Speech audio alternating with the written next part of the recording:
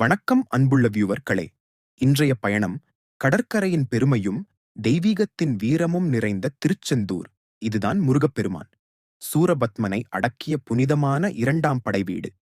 அந்த காலத்தில் சூரபத்மன் என்ற அரக்கன் கடும் தவம் செய்து பேராற்றலை பெற்றான். அவன் ஆட்சி எங்கு சென்றாலும் அநியாயமும் அச்சமும் மட்டுமே. தெய்வங்கள் தங்கள் அமைதியையும் அதிகாரத்தையும் இழந்து தவித்தனர். அவர்கள் பிரமனையும் விஷ்ணுவையும் நாடினர். ஆனால் ஒருவர் மட்டுமே இந்த கொடூரத்தை அழிக்கக்கூடியவர், முருகன். பரமசிவனின் ஜோதி வடிவில் தோன்றிய அந்த தெய்வீகக் குழந்தை வேலோடு வீரமாக எழுந்து தேவசேனையுடன் கடல் வழியாக புறப்பட்டார். திருச்செந்தூர் கடற்கரையில் அவர் படையெடுத்து வந்தபொழுது சூரபத்மனுடனான யுத்தம் ஆரம்பமானது.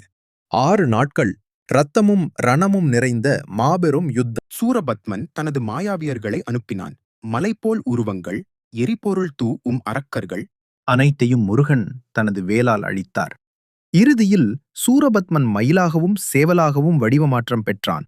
அவரை வதை செய்யாத முருகன் மயிலை தன் வாகனமாகவும் சேவலை தன் கொடியாகவும் ஆக்கினார்.